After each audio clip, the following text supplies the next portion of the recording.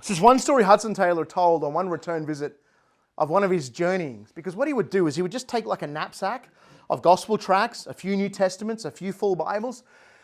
And China, like a lot of these large continental spaces of land, had all these kind of rivers that were like arteries all throughout the inland. And he would just jump on a boat and just however far it went, at every village, he would just get out and just preach and distribute literature. That was his gameplay. That was his game plan, and God blessed it. And this is one curious story. In fact, I would say a jarring story. He tells it this way. This is in his journals, and later he told the fuller account. It's a little long, but bear with me because it's worth hearing and it's worth telling. About 30 miles distant from Shanghai, caveat, I cannot speak Chinese. I'll allow the shock to settle in on you. So I'm going to murder some of the pronunciation of these place names. Please forgive me. Please be gracious. I just don't know any better. 30 miles distant from Shanghai, we drew near the large and important city of Sungchow, and I spoke of going ashore to preach the gospel to the thronging multitudes that lined the banks and crowded the approaches to the city gates. Among the passengers on board this boat was one very intelligent man who in the course of his own travels had gone abroad quite a bit. He'd even visited England. And when he was in the English-speaking world, he went by the name Peter.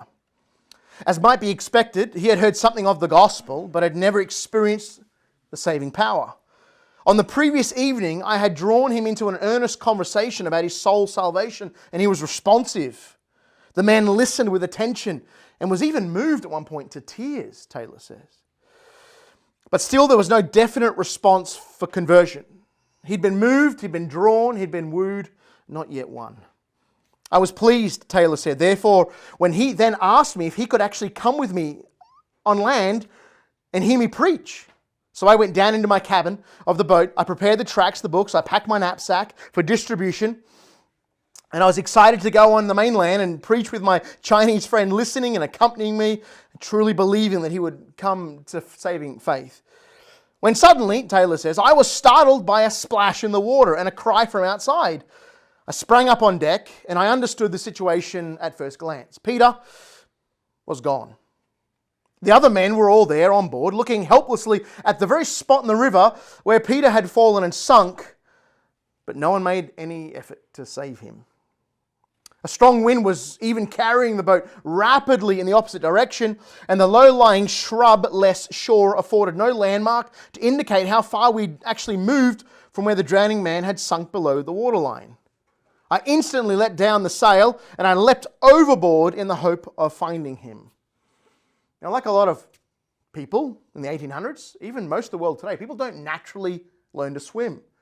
If you travel abroad, you'll learn that. As an Australian going to school here, you just take swimming lessons, right? Second grade, third grade. That's weird.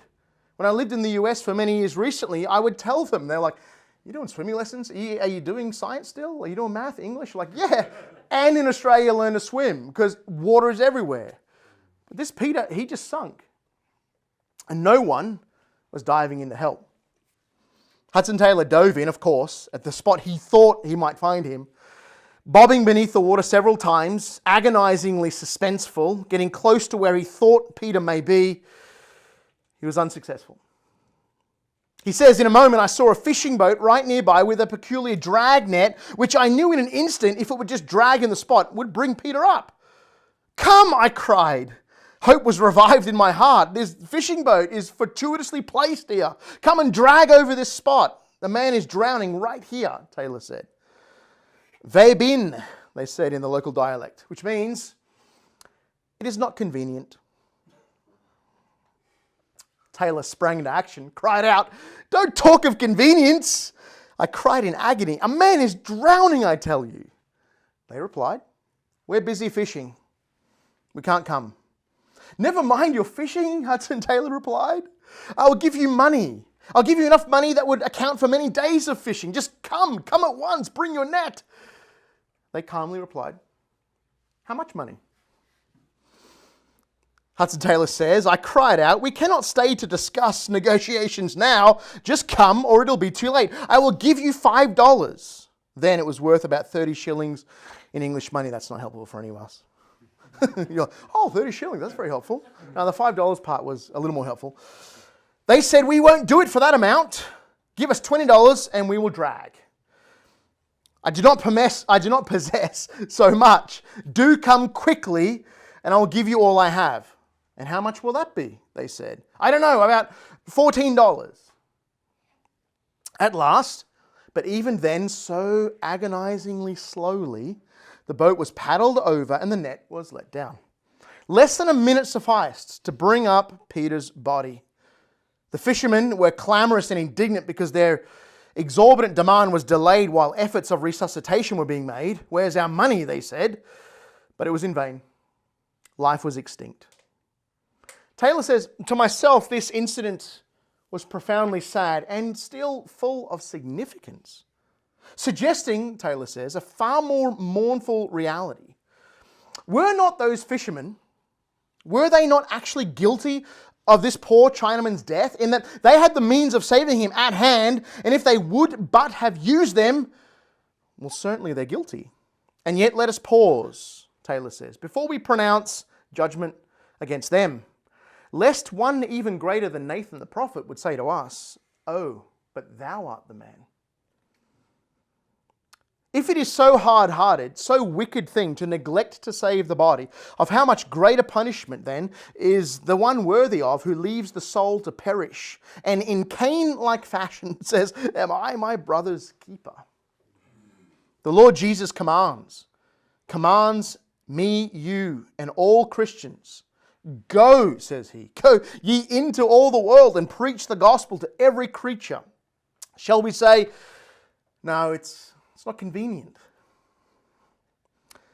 Shall we tell him that we are too busy fishing and we cannot go? Maybe that we've bought a piece of ground and we cannot go. Maybe that we've purchased 5 yoke of oxen, or we've just recently got in marriage, or we're engaged in some other business or pursuit, and thus we cannot go. Before too long, we must all appear before the judgment seat of Christ, that everyone may receive the things done in his body. So Hudson Taylor took that story back to England and began telling the story. And just like this audience here tonight, when we're going through that story and we're reading about these fishermen who are like, we're kind of doing a thing over here, like Peter's gone, let him go. How agonizing was that for us? Like, it's a hard story to read, even slowly, because you know that every minute that elapses, hope is further squandered. Chances are surrendered. This text, I'll read you here from Proverbs 24, became the theme verse, or 3 verses of Hudson Taylor's life. These are the verses that he lived by and proclaimed. He said, "If you faint in the day of adversity, your strength is small." Proverbs 24, 11 and 12 reads, "Rescue those who are being taken away to death. Hold back those who are stumbling to the slaughter. If you say, 'Behold, we did not know this,' does not he who weighs the heart perceive it? Does not he who keeps watch over your soul know it? And will he not repay man according to his work?" This was the way that Hudson Taylor believed that his life was commissioned for Christ. And he also believed that such was the life of every believer, sent to preach the gospel. Whatever opportunities are yours, whatever audience is before you that is at your mercy, whatever gifts, talents, and experiences God has bestowed upon you, leveraging them for the advance of the gospel. Hudson Taylor believed that if we were not advancing, we were inevitably retreating.